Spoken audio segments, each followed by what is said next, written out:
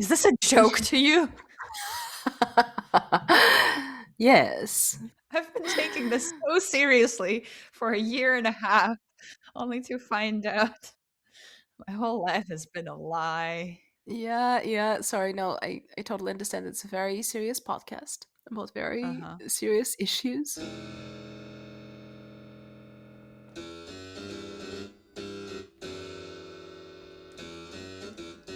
In the times of brick phones, Tamagotchis, and curtain bangs, the 90s kids cried out for a badass. She was Xena, the warrior princess. The kicks, the moves, the nostalgia, the queerness. Xena made us gay. Hi. Hello. I'm Kris, Hi, I'm Alice. and you're listening to Xena Made Me Gay. So today we're going to be talking about season 2, episode 9. And this episode is called A Solstice Carol. Or how many Christmas jokes you can make in an episode. Yes, the answer is more than you would like. What more than anyone needs to be subjected to. Yeah. I felt like the conversation went like that. Like, how many Christmas jokes do you want to put in this episode? Yes. Yeah. I think at some point they brainstormed uh, as many Christmas jokes as they could, and they included every All of single them. one. Yep. Nothing was rejected. The mind was open. It was a very welcoming environment in the writer's room that day. No idea is a Yeah. bad idea was the motto. And Yep. they really Yep. followed that motto to the T. Yes, so now that we've got you excited for this episode, dear listener, let us walk you through what um, passes for plot.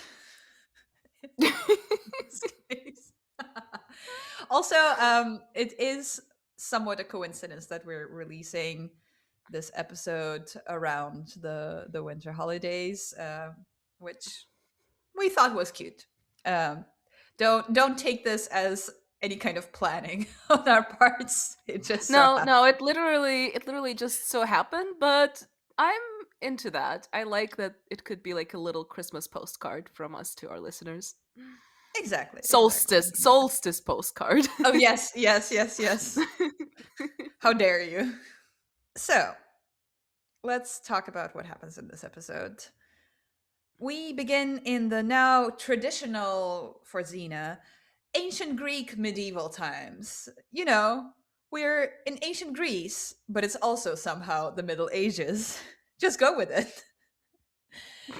It's time for yet another king. King of what, you might ask? Fuck knows. He's just a king, and that's all we need to know. But he's a bad king.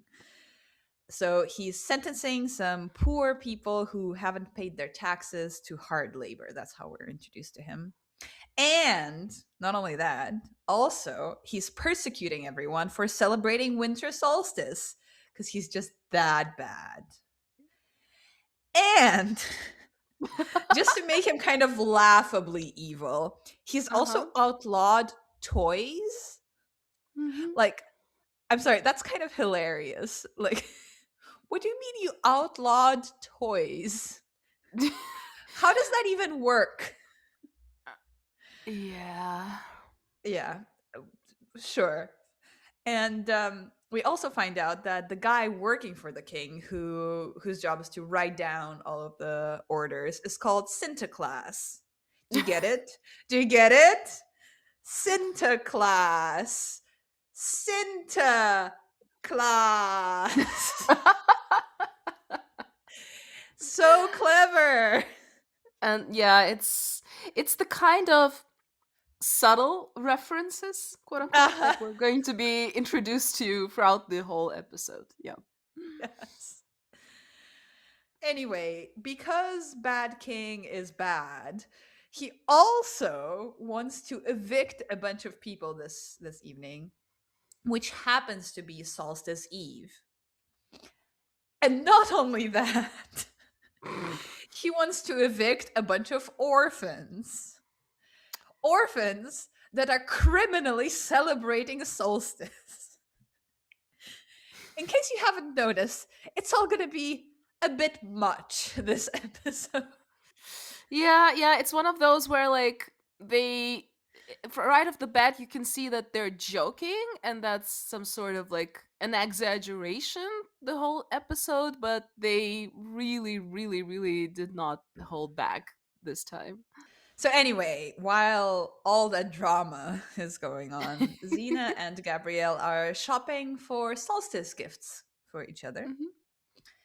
And while they're busy with that, an orphan decides to steal Xena's chakram, which is honestly a wild choice. Out Like, of because like they're sorry, like they're in a market, so like out of all of the things he could steal there. yeah, first of all, out of all the things in the market, he decides to steal something that is on a person walking through the market. Not only that, like, okay, he doesn't know who Xena is, fine. But even Fair. if you know nothing about her, if you just saw Xena in public, would your first thought not be, okay, I better not fuck with this person? What about the way that Xena looks suggests that anything you do to her that she does not like would result in something You other staying than death? alive. Yes. Yeah.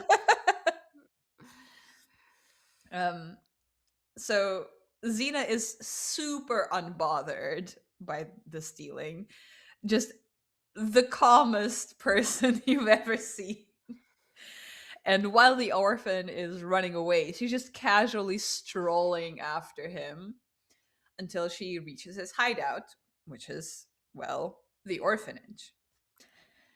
And of course, Xena and Gabrielle are immediately invested in helping the kids, and Gabrielle specifically wants them to do it in a non-violent way, which Xena begrudgingly agrees to. Yeah, in the spirit of Solstice. Sure, which is, Which yeah, does not make sense because like Christmas that they're referring to maybe, although like still questionable, but like the Solstice being a Hallmark pagan. movie version of Christmas. Yeah. Yeah, yeah, yeah. But the solstice being a pagan ritual, essentially, I don't think that non-violent thing is like very much there. No, like that's I don't think there's any reason not to be violent on the winter solstice. Actually, like if anything, you might have as well be like creatively Extra violent. violent. Yeah, yeah, yeah. Who knows? Yeah, and so from this point, we pretty much go straight into Charles Dickens's A Christmas Carol. For those of you who are familiar with it, but Xena style. Um, Confusingly, though, first, Xena actually shows up in Bad King's bedroom as herself, completely undisguised, for reasons that are unclear. Like, if Hmm. anything, she just makes the rest of the plan harder for herself because now Bad King knows what she looks and sounds And like. she has to conceal her face. Yeah. Yeah. But, who are we to question Xena's decision making? Speaking of bad decision making, Xena sends Gabrielle to the market to get some props and costumes for their ensuing ghost performances for the king. And they just barely have enough cash for everything. So they need to like really budget very well. And Gabrielle assures Xena that she's excellent at bargaining.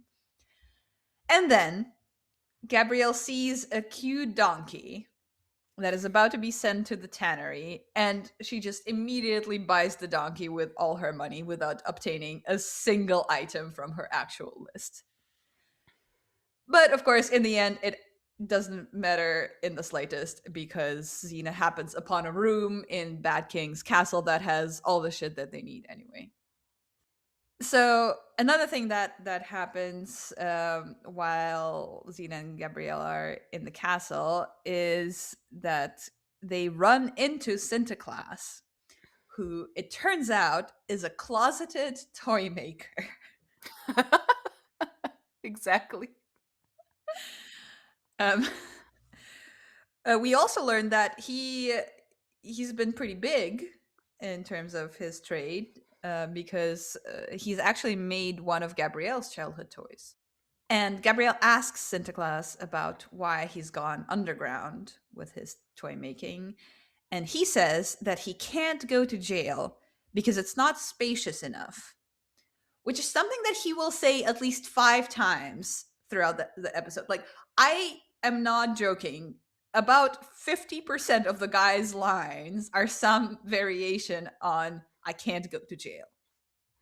Like, Yeah, that is yeah. all They he says all the time. they want us to know that he has some sort of claustrophobia, I assume. And yeah, he Sure. always repeats that. Hmm. Yeah, it's kind of wild that you want to create a character that is essentially Santa, and the one thing that you've decided is going to be the defining feature of your ancient Greek Santa is that he can't go to jail, that he's really No, no, really afraid no. of jail. He is really afraid of small, confound spaces, and that is going to come in handy when, spoiler alert, he's going to come through the chimney, and that is going to cure his claustrophobia. Get it? No. Get it? I I don't like it either, but that's why they did it. But like, okay, e- even accepting that, would you Mhm. say that the most defining feature of Santa is that he goes through chimneys? No. No. That's like I one guess, of the many things that he does, but that is so far from being his defining fucking feature. And here they yeah, I just keep mean, hammering in that, like, oh, I can't go to jail. I can't go to jail. Like, are you Santa, yeah, or are you like a coward, or like that is someone who also, just values his comfort over, I don't know, justice? Like, why is that his defining feature? I truly don't get it. I think you're like, first of all, we're thinking way deeper into this than the people who created it ever did. But other than that, I think that there is also a theme of like quiet resistance, a little bit. They touch upon it a little bit, and that Gabrielle in particular has a very interesting take. I wanna discuss it at some point. So anyway, Xena puts on a white shawl and pretends to be the ghost, sorry, the fate of the past. Mm-hmm. And she tries to talk Bad King into not being bad. Mm-hmm. Gabrielle even makes an appearance as Bad King's wife, that we are initially led to believe is dead, but in reality has just left him because he sucks. Mm-hmm. And that doesn't work. Bad King remains stubborn. So at that point, Xena changes her outfit and pretends to be the fate of the present. And this time she tells the king to change as well and put on some commoner clothes. So they're doing this very classic the king walking among the masses thing. Mm-hmm. And of course, the masses that Xena chooses to expose the king to just happen to be the orphanage. They the perfect victim, so to say. Sure, sure. Hilariously, the orphans also don't recognize Xena. Like, she is just wearing a slightly different outfit and makes her voice extra sexy. Those those are the two changes that she makes. And everyone's like, "Oh my god. Look at this completely random woman who we definitely have not met a couple of hours ago. Yeah, yeah, it's very Shakespearean in like how people do not Yeah. recognize each other. Yeah. It is kind of that. So Xena brings Bat King into the orphanage, and again, he resists the, let's be fair, really blatant emotional manipulation that they try to make work. But then, at the deciding moment, the royal guards arrive to evict the orphanage. And of course, they also don't recognize the king either. So a fight ensues. And unfortunately, it's one of those goofy ass fights that sometimes happen on this show where you're just kind of embarrassed for everyone involved. Just to give you a taste, our heroes shoot fake arrows with suction cups at their ends at the guards, and that works. And the climax of the battle is a literal pillow fight. Yeah, it's very Home Alone style, although I would say that No, Home Alone Home is more Alone violent. is much, much, much more violent. And here, the guards are defeated, yeah, by literal pillows and like stuff thrown at them. But like things that physically are unable to harm them. Yeah. There's this Monty Python bit where there's like a Spanish Inquisition torture, and they torture the old lady with comfy chair and soft pillow. So that's more or less that. Yeah. That is much closer than Home Alone, where like he actually does very serious physical damage to the burglars. And then after this epic fight, the lady running the orphanage emerges, and it turns out that she is Bat King's wife. So, according to the plot, she left the guy 30 years ago because he sucked so bad. And now, out of literally nowhere, she's like, "Oh, I forgive you for reasons." Hate And it. Bat King magically stops being bad. It's all Hate very it. cringe. It's very, very cringe. Like we've been saying a lot how Xena Warrior Princess the TV show actually aged pretty well in terms of Yep. like how women are depicted and like relationships are depicted, but this is one of the lowest points that I've seen so far. This is bad. Oh, absolutely. Like, it feels like the target audience age for this episode is 5. Yes, and also simultaneously it kind of cosplays the Hallmark movie a little bit of like, oh, families should stay together, the traditional values. It does really give Hallmark movie for a lot of its runtime.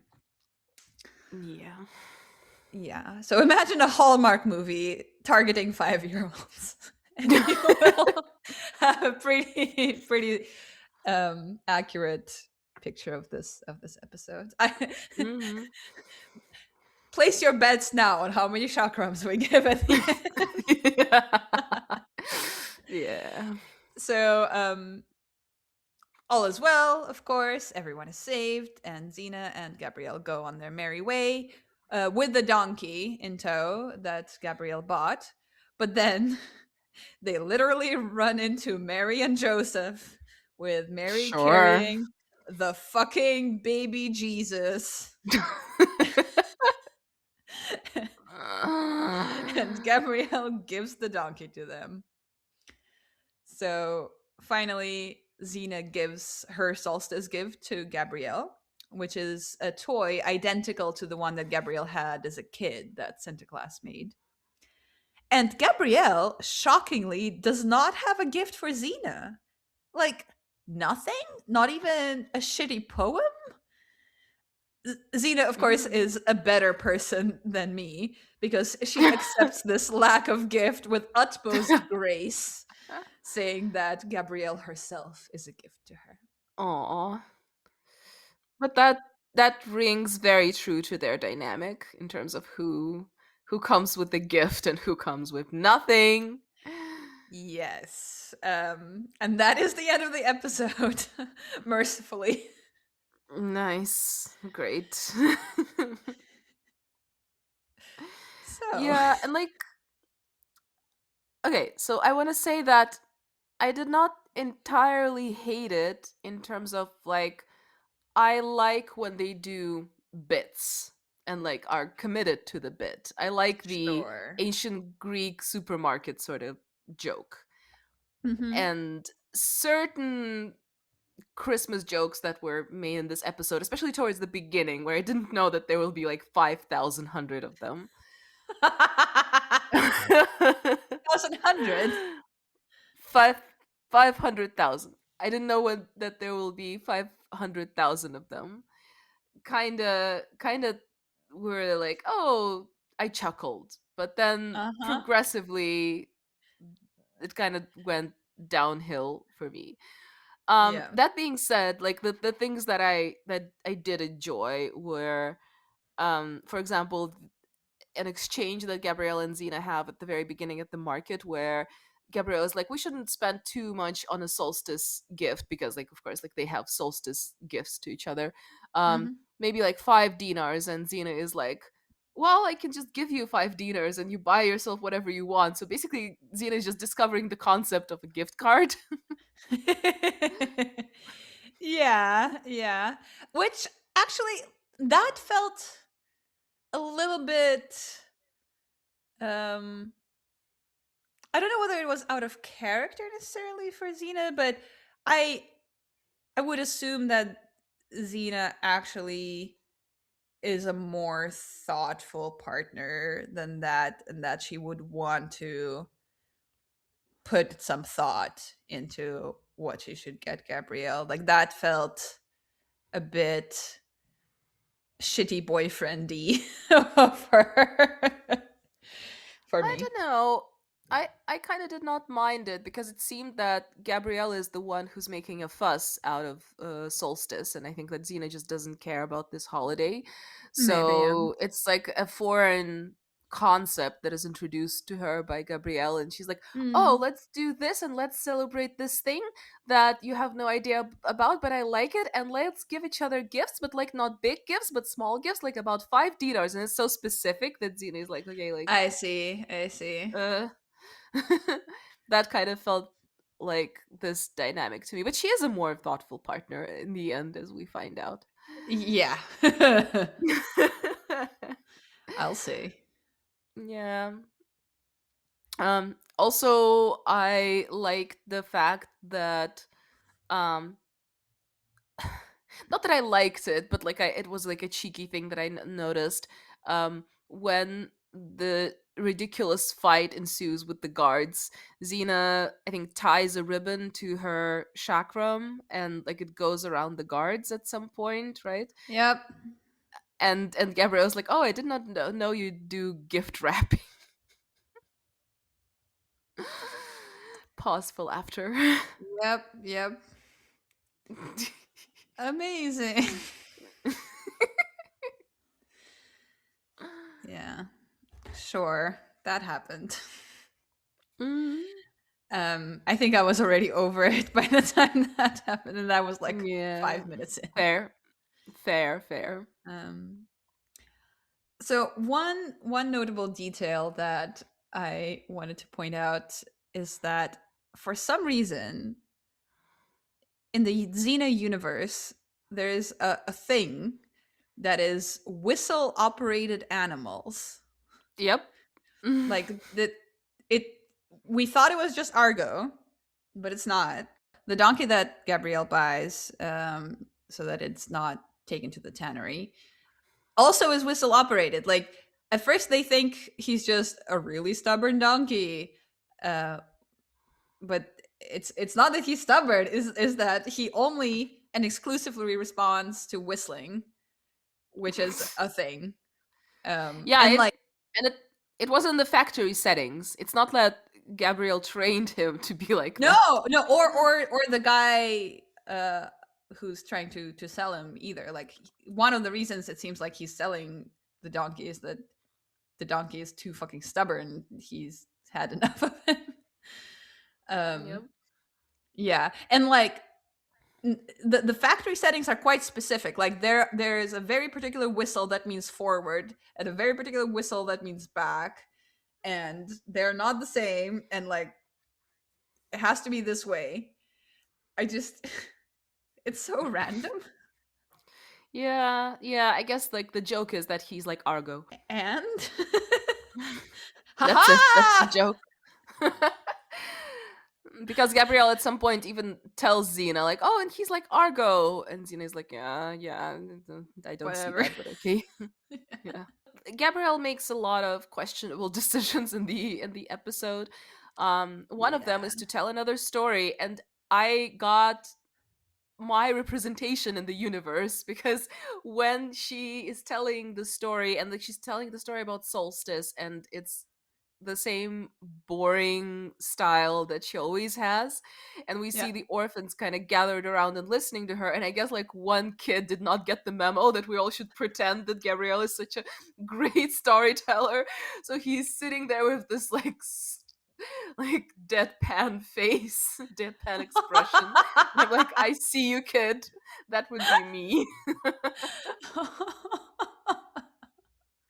Yeah, I mean, but even according to the plot, the kids don't like the story. They're like, Yeah. "Oh, that's kind of a bummer." And then Gabrielle's like, Hmm. "Oh, yes, totally. I also don't like the ending of the story. Let's change it." Yeah, but the part that I kind of did not mind is this reenactment of A Christmas Carol and Xena Hmm. being the ghost of Christmas past. It was not her idea to put on this show, and she Yeah. really looked like a reluctant game master in Gabrielle's story. So she's like, I'll go and be a game master for this particular location for those kind of players, but you should know that I do not enjoy it. And that rang Oh. very true to my LARPing days because like sometimes like Mm. people need to like go to a specific location or like either play the villain or like play a messenger or like go scare someone, and like sometimes like it's a game master who's like he was sitting by the fire with like warm tea, and now you have to put on a costume and go and scare someone, and like, okay. Yeah, yeah. I thought Xena, yes, she was definitely reluctant to participate, but she's not the kind of person that half-asses things. So Hmm. she really was putting in as much effort as she could make herself. um, Yeah. and again, like I briefly mentioned that in the recap, but the voice that she did for the fate of the present, Hmm. Hmm. honey, Hmm. I I would listen to Xena speak in that voice happily at any moment. Oh yeah, yeah, yeah, yeah. That that Oof, was good. it was very good. At least we could enjoy that. Mm, But yeah, again, we mentioned it a couple of times, but like just if you haven't watched this episode in a while, just imagine that a Christmas pun or a Christmas joke or a Christmas reference happens roughly every 3 to 4 seconds. well, Um, nothing for seconds, but Yeah, I was because I was listing them before, and then I was like, just fuck it. I won't list them all because there are just too Aw. many, especially at the end. Like Santa Claus, he wears a disguise to go to the orphanage, carrying a sack of toys, and the disguise is Coca-Cola Red. Yeah, Um, yeah, he's wearing a fake beard because a they just fake happened to have a beard. fake beard laying around somewhere. Yeah, yeah, and when something happens that he likes, he does the ho ho ho. Yeah, yeah. No, it gets too much too quickly, and then it keeps going. And then it keeps going, and then it at the end it concludes itself with us seeing literal Jesus, Yep. Literal baby who Jesus. was yeah, born prematurely in this universe, I guess. Like, it depends on the calendar, but like, Yeah, yeah. I mean, I think isn't there dispute about like what yeah, actual yeah. date I mean, Jesus was born that on? it's a technical take that has no place in the universe of Warrior Princess. Yeah, I feel Jesus, like that's fine. Like I'm okay yeah, with Jesus being born like on December 15th or yeah. whatever. I mean, I'm okay. I I guess I would like to thank them of not being too literal of like this is a miracle child, because they could go He there. glows. He glows. He What do you mean glows? not? Yes. What do you Really? mean they're not being literal about him being a literal child? He like there's light coming from the baby. Really? That's Oh very literal. gosh. I missed that, or like I put it out of my mind as soon as I saw it. That's horrible. Okay, I take it back. That's No, no, no, horrible. no. They're being like the only thing that they don't do is that we don't hear a chorus of angels every time Jesus is on screen, but like they do everything else. uh yeah. Yeah, I guess like maybe then like it's in a true fashion of a Hallmark movie, a lot of religion and a lot of very ambiguous morals, I would say, because there is this king, and we know that the king has been quote unquote bad for 30 years. And okay, Mm-hmm. he outlawed toys. I guess we can live with that. But he No, also we can't. Wow. Oh my god. What the yeah, we fuck? can. We Uh, cannot but accept that, and we won't. Bitch. especially adult ones. Yeah. Yes. Um Which ones do you think I was talking about? I knew that you were talking about adult ones. Somehow I knew. Exactly. You know me well. um but okay, so apart from this terrible crime, he also sentences people to hard labor, and like Yeah. it's not just like a walk in the park. I would assume that like people who he sentenced like 30 years ago, 20 years ago, 15 years ago are somehow already dead. Oh, fully dead. And we're right, and like we're supposed to just like um accept that he magically changed, and then yes, of course, like his wife can come back to him, and now he's a good king, so all is forgiven. And fuck those people who died before, right? Like they don't matter. What matters is that the king is good now. Yeah, like he does absolutely nothing redeeming. At no point is there any Mm-mm. sacrifice on his part. At no point does he like truly see that he's been doing wrong. Yeah, he But says some but I don't words think he that means it. Like at some point he's scared of dying alone yep, and he's yep, like, "Oh yep. shit, that will be unpleasant. I can change." That's all he Mm-hmm, says. Like mm-hmm, change mm-hmm. what? Change how? Do you feel sorry about anything? No, it's just like pure fear of dying alone and Yep. then him like trying to bargain his way out of it, which he is successful at, shockingly, but Yeah, through no merit of his own. and like again, in an abstract pretend world, like okay, I could see how they try to like squeeze it in for the plot, but Mm. again, like living in today's world and having tyrants reigning for decades, like Hmm. would we be able to just like say, oh, you changed, like then that all is forgiven? No, like at some point, like there's point of no return, and like it feels how they show it, especially that they a couple of times they mention 30 years, 30 years of this.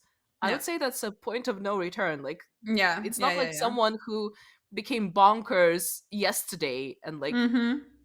had no time to do any evil just yet. No, it's just like 30 Mm-mm-mm. years of terror, and then now we're going to forgive him. So Yeah, and like as we see with Xena, who's also done terrible things, like there is a path to redemption, but that is a long ass fucking path, and that yeah, is not what happens with him.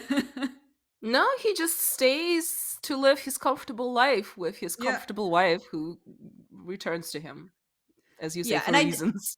I do want to talk about the wife because like that whole plot line absolutely baffling. Like she essentially knows the entire episode that she can easily solve all of the problems of the orphanage by just going to the king somehow and being like, "Hey, dude, I know we haven't been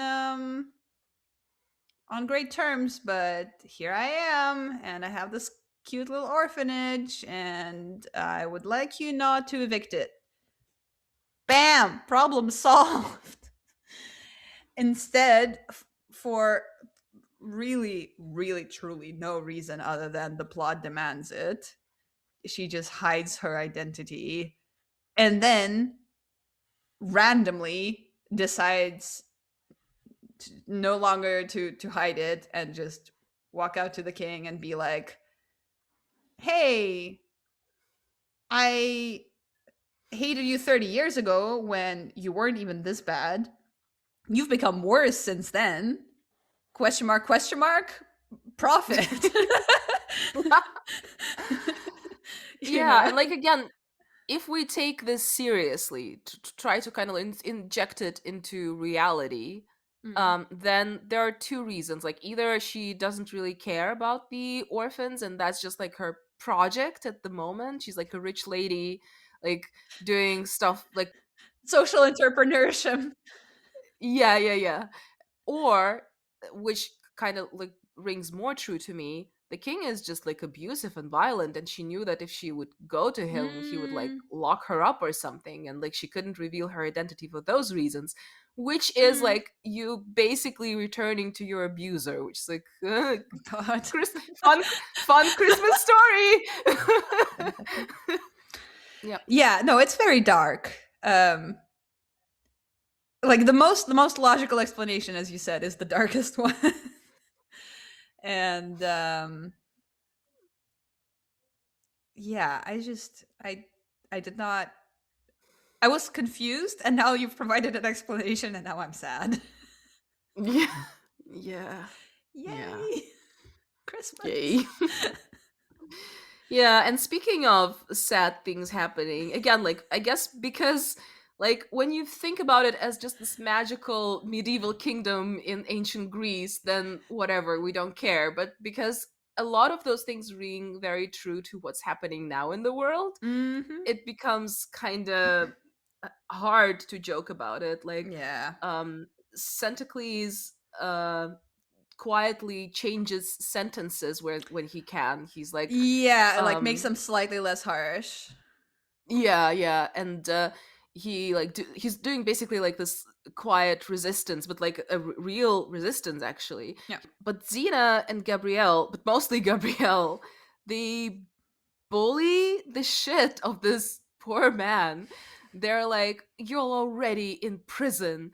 You are like this small and trapped, and like if you don't fight with us now openly, you basically already everything that you feared already happened." And like yeah, those are very nice words, but when the alternative is death, it's Or, often years and better. years of hard labor and then death. Yeah, and then death. It's really better to preserve yourself sometimes and to do what you can, which he Yeah. does. Like Mm. this bullying of quiet resistance really rubbed me the wrong way. Yeah, yeah, I think it was also like so clearly the position of the writers that like, oh fuck this guy. The Hmm. Because I think that was the only reason he kept repeating like, "Oh, I can't go to jail. I can't go to jail."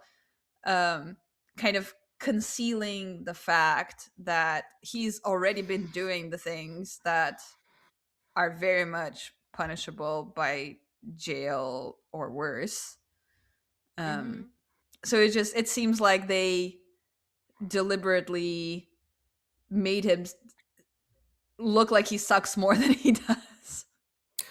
I mean, they tried to, but again, like looking at it through the eyes of any sort of reality, you're Mm. like, no, he doesn't. Yeah, And yeah. actually, Gabrielle looks like this, like this Self person who righteous. is, yeah, self-righteous person who has nothing to lose in this situation and hasn't Mm. been living in this town. And she's like, oh, well, you could have done more. And go fuck yourself, Yeah, yeah, yeah, girl. yeah. And he even says it to her at some point. He runs away because the guards are about to come in, and Mhm. when they see each other again, uh Gabrielle's like, "Oh wow, you ran away, boo!" And he's like, "Well, you have Xena, so you would have been fine. What do you think would have happened to Mhm. me, bitch?" Mhm. Which Which is a fair. very solid point, yeah. But still, he's like, the way he's portrayed is like, oh, he just doesn't get it. He doesn't get real resistance. He's just this like Mhm. small man, this cowardly man. Okay. Yeah. Um, and that brings us to the fun credits of the episode, which say Centocles was not harmed during the production of this motion picture. However, several chimneys are in dire need of repair. Ha. I would say ho. I would even say ho ho. Actually, you know what I would say? I would say ho ho ho. And this joke is better than most of the other. You know how this joke was bad, dear listener. Yet it was better than the ones we got in the episode. Yeah. Yeah. Yeah. So Um, now to talk about something nice. What was the yes. gayest moment of the episode? I even wrote it down because it was such a small little detail that I was afraid that I'd forget it by the time we record. Mm. At some point, there's a discussion between Gabrielle and Xena, like, should Xena beat the shit out of the king, or should they do this non-violent approach that Gabrielle Mm-hmm. suggests? And like Xena, of course, like we know which way she's leaning, and I think it's happening in front of Centocles, I think. I think And so. Gabrielle, justifying Xena's response, says, "Oh, she's very physical." Uh huh. Uh huh. I'm sure she is. I'm sure she is. Yep. The only reason to be jealous of Gabrielle, honestly, is to Yeah. have Xena be physical with you. Very physical. Mm.